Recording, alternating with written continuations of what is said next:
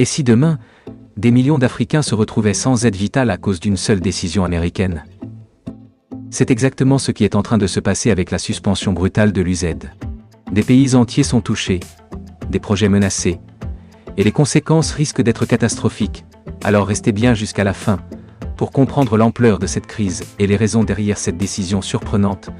Nous allons explorer en profondeur les impacts de cette décision sur les populations locales, les projets en cours et les relations diplomatiques entre les États-Unis et ces pays africains. Mais avant de continuer, dites-nous en commentaire ce que vous pensez de l'aide internationale en Afrique. Est-ce une solution ou un piège? On en parle ensemble. N'oubliez pas de vous abonner et d'activer la cloche pour ne rien manquer. Vous pourriez être surpris par les enjeux cachés derrière cette décision. L'UZ, c'est l'Agence des États-Unis pour le développement international, créée en 1961. Par le président John Kennedy, cette agence a pour mission de promouvoir la paix, la stabilité et le progrès économique à travers le monde. Elle joue un rôle crucial dans de nombreux pays en développement, notamment en Afrique. Elle finance des centaines de projets en Afrique comme la santé, éducation, agriculture, développement économique. En 2021, elle a injecté plus de 1,2 milliard de dollars sur le continent pour soutenir divers programmes, allant de la lutte contre les maladies infectieuses à l'amélioration des infrastructures locales. Ces financements sont essentiels pour le bon fonctionnement de nombreux projets vitaux pour les populations locales. Sauf qu'aujourd'hui, tout change. Une réduction drastique des financements est annoncée, et les répercussions seront multiples. Les projets en cours risquent de s'arrêter brutalement, laissant des milliers de personnes sans soutien. Si vous pensiez que les États-Unis allaient aider l'Afrique éternellement, alors désolé de briser vos illusions. Vous croyez que cette aide a des motivations purement malsaines? Et aussi pourquoi pensez-vous que l'UZ a décidé de couper ses financements maintenant? Le Nigeria, premier perdant avec 368 millions de dollars reçus en 2023, le Nigeria est le plus grand bénéficiaire de l'UZ. La fin de ces financements pourrait gravement impacter ses programmes d'aide alimentaire et de santé publique, mettant ainsi en péril des millions de vies. Des milliers d'enfants risquent de ne plus avoir accès à des soins médicaux de base ou à une éducation de qualité. Les efforts pour éradiquer des maladies comme le paludisme et le sida pourraient être sérieusement compromis, entraînant une recrudescence de ces maladies qui avaient pourtant été maîtrisées. La Tanzanie recevait 337 millions de dollars. Et l'Ouganda, plusieurs centaines de millions aussi. Ces fonds étaient essentiels pour les hôpitaux, les écoles et le soutien aux populations vulnérables. L'arrêt des financements remet en question la pérennité de nombreux projets et initiatives qui avaient été mis en place pour améliorer les conditions de vie des populations locales. Les hôpitaux risquent de manquer de médicaments et de personnel, les écoles pourraient fermer faute de moyens, et les programmes de soutien aux populations vulnérables pourraient être abandonnés. Pensez-vous que ces pays vont pouvoir se débrouiller seuls? La solidarité africaine suffira-t-elle à combler le vide laissé par l'UZ? Donnez-nous votre avis en commentaire.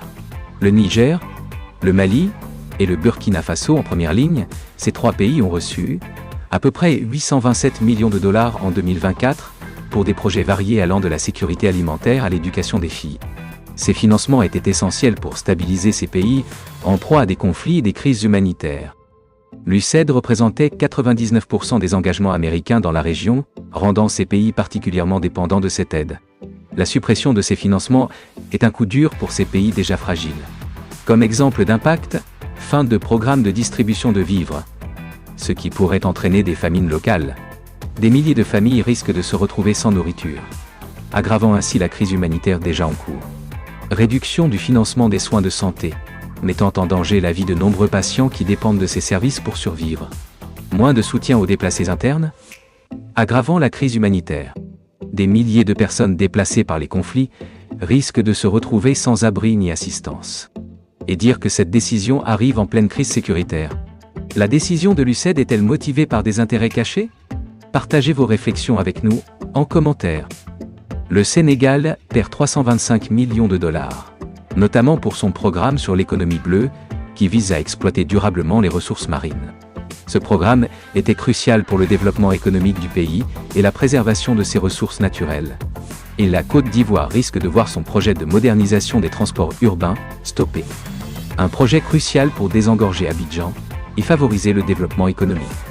Sans ces financements, les infrastructures de transport risquent de rester insuffisantes pour répondre aux besoins croissants de la population. Ces deux pays, pourtant partenaires stratégiques des USA, sont impactés, ce qui soulève des questions sur les motivations derrière ces réductions. Pourquoi les États-Unis ont-ils décidé de réduire leur aide à des pays considérés comme des alliés? Quels sont les enjeux géopolitiques en jeu? Pourquoi les États-Unis sanctionnent aussi leurs alliés? Est-ce un complot ou simple réajustement? Réagissez en commentaire, vos théories nous intéressent. Alors, avec cette suspension, des millions de personnes pourraient être directement impactées, accentuant les inégalités et la pauvreté dans les régions les plus vulnérables. Les projets en cours risquent de s'arrêter, laissant des milliers de personnes sans soutien. Les pays africains doivent-ils compter sur eux-mêmes ou chercher d'autres partenaires?